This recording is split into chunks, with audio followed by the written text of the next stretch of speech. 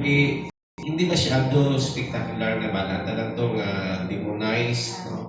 Na control sa isang pito ka demonyo. Kag siguro kabuhi niya, ito kaangay man sa kabuhi, isang normal na tao nga kaangay sa aton. But when na-met niya si Jesus niya kabuhi, no? Grabe nga turnaround, grabe nga pag-ghost, no? Kag adto, no?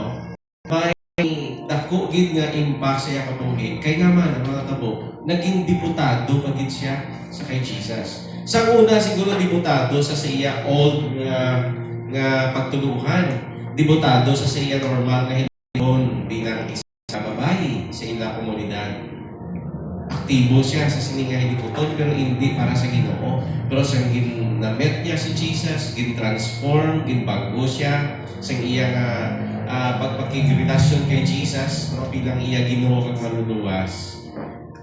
Kumplito ang iya pagpanerbisyo. Naging kabahin sa iya kabuhi ang iya pagkadibutado sa pagserbisyo kag pagsuporta sa hilikoton ni Jesus.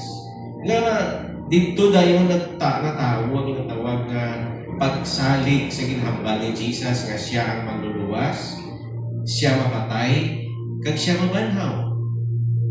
Kag tungod sa ito nga pagtuo, kag pagsalig ni Mary sa kay Jesus, imagine aga, kasi gusto niya giniya mapamatud-an.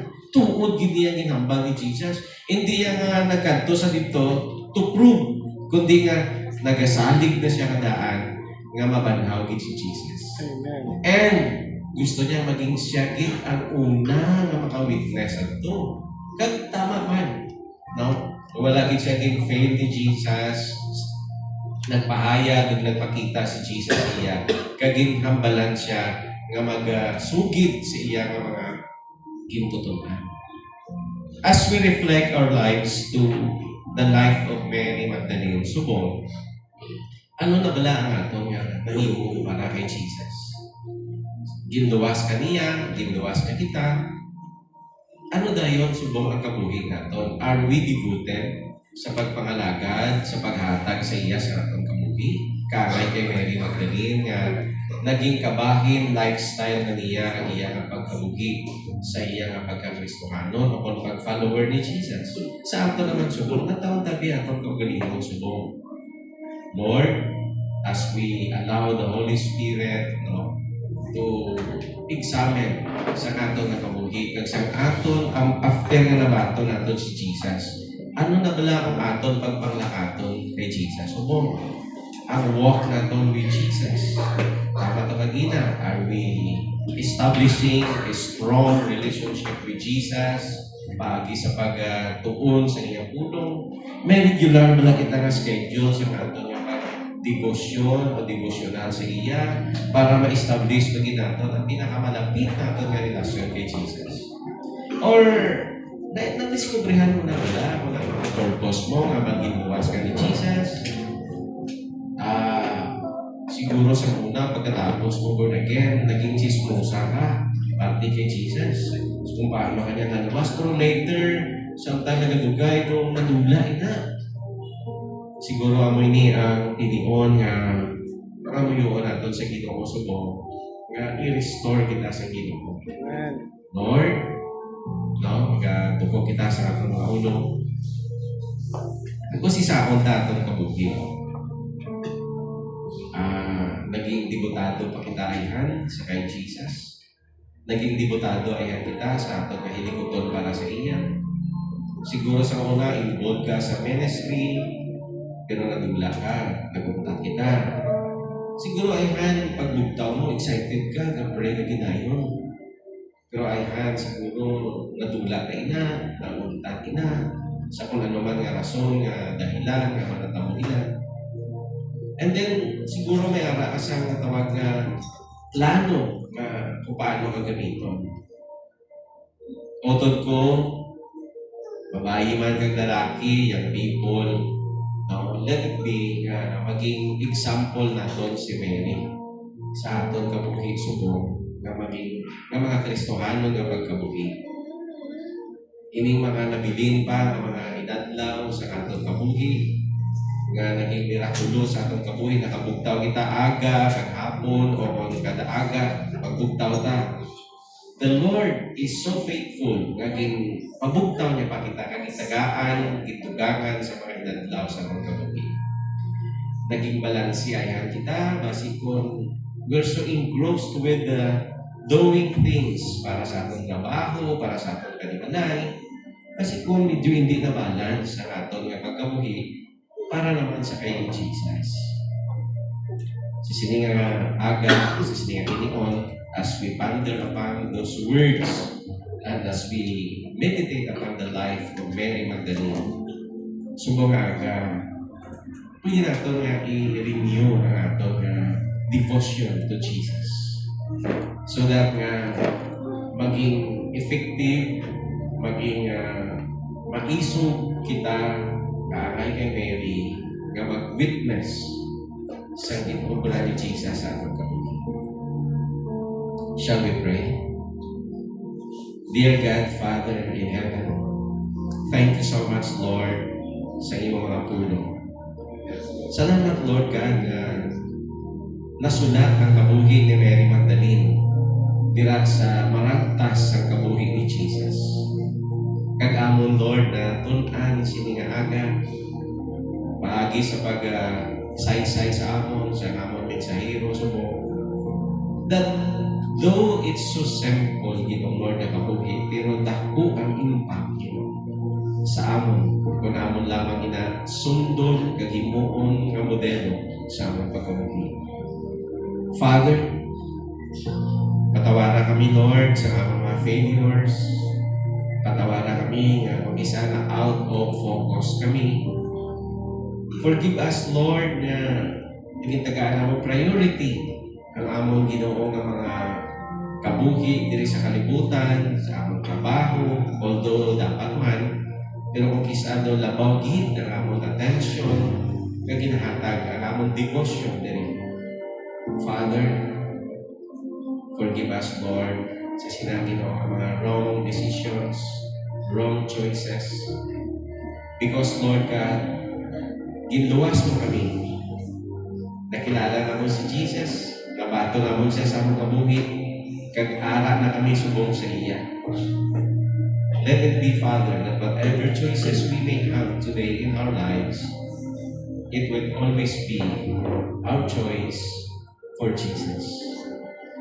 Buligi kami, Ginoo Lord God, nga sa sining mga ginalaw mo pa nga inadlaw sa among kabuhi. Magaliso kami, Lord God, kag i-dedicate namon, i-devote namon, Ginoo Lord God, ang among life para kay Jesus. Sa iyang ministry, papasakop kami sa ministry diri sa church, sa among mga fellowship, sa mga women's, young people, sa mga hinikuton, Lord God, isituit ginamon, Ginoo Lord God, nga kung ano ang talent, kung ano ang abilidad, kung ano ang skills, ikinhatag mo sa amon, Lord. Gamito namon ina, kag mapagamit din kami. Diri sa church, Ginoo, ma-involve kami sa worship team, kung may abilidad kami sa kanta. Willing kami, Lord God, with all our hearts, na mag-join sa fellowship, prayer meeting, kung ano man mahilikuton, Ginoo, may-ari diri sa church, Ginoo, Lord God. Agud nga sa sinaka pamaagi, Lord, we can express our devotion to you, Ginoo, because you have saved us, you have transformed us, Lord God, for that very purpose. And then, Lord God, hindi ginamon pagkalipatan na ang among kabuhi, Ginoo, kung paano mo ni ginlimpyuhan, paano mo ginluwas, paano mo ginkuha ang mga hindi maayos sa among kabuhi. Lord, uligi kami. Kahayag ini, Ginoo, sa among panimalay, sa among mga trabaho, sa among komunidad, sa among Ginoo, Lord God, palibot, Ginoo, nga mapakita namon, Ginoo, Lord God, ang kabuhi, Ginoo Lord, nga ginbago mo, agud nga makadalaman ini sa kabaguhan sa mga katawhan. make our life an effective witness in all God sa imo nga pagkamanluluwas. Father, ako niya mo pangamuyon, Lord God, sa niya aga sa tanan ng mga tatay, kaya rin diri, himuha kami, Lord God, na maging example kang subuman kino, Lord God, effective kino ang among kabuhi, na maging example man sa mga kaangay na mga tatay. Sa mga nanay, mga women's, nga din, alin diri subong, Lord God. Let it be, nga sa among ginoo, mga utod, sa among workplaces, sa among mga tagsa-tagsa ka barangay, sa among mga neighbor, ginoo, Lord God. Himuha among kabuhi, nga maging espejo, na kung paano mo kami dinidiktiman, kaging luwas, ginoo, Lord God. Yes. Nga ang among kabuhi may impact, ginoo, sa among ginoo, Lord God, ng mga komunidad, agad makita nila ikaw, kag mahimaya nila ikaw, ginoo. Sa tanan ng mga young people, kaya diri subong, Lord, in Jesus' name. Yes. Grabe ginoo, Lord, ang mga pag-atake, grabe ang struggles, I know, sila yung mga kamatanon sa ilang masig kapalibot, Lord. Grabe ang mga peer pressures. Grabe ay ang persecutions, Lord God. Father, in the name of Jesus, cause them to rise up above every situation, that, Lord, ma-preserve nila, ang kabuhi nga imo ginahatag sa ila paagi sa pagluwas sa ila, Ginoo. And that use their lives, Lord God, na mag-influence sa madamo pa ng mga pamatanon sa ila mga classmates, sa ila, Ginoo, Lord God, mga friends, sa ila, Ginoo, circle of acquaintances. Lord God, madamo makakilala sa iyo paagi sa kabuhi sa inyong mga kamatanon. Buligi kami, Lord God, in these last days, that in every hard times, difficult times sa among kabuhi, pagkapangibabaw, Ginoo, Lord God, ang among, Ginoo, pagkilala kung sino kami, kaya kung paano mo kami ibago sa among kabuhi. Salamat, Lord, sining aga. Let it be that sa pagwa namon diri, Ginoo, Lord God, ang imo ngalan, ang imo, Ginoo, Lord God, nga imahe, among makita sa among kabuhi. Among mabatian sa among mga tinaga, gagabawas sa among mga bibigin.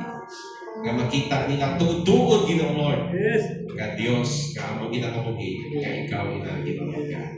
Salamat, Lord God, sining aga, sa pangalan ni Jesus. Amen. Hallelujah. No? And, Padre si Mary, no? Magdiring.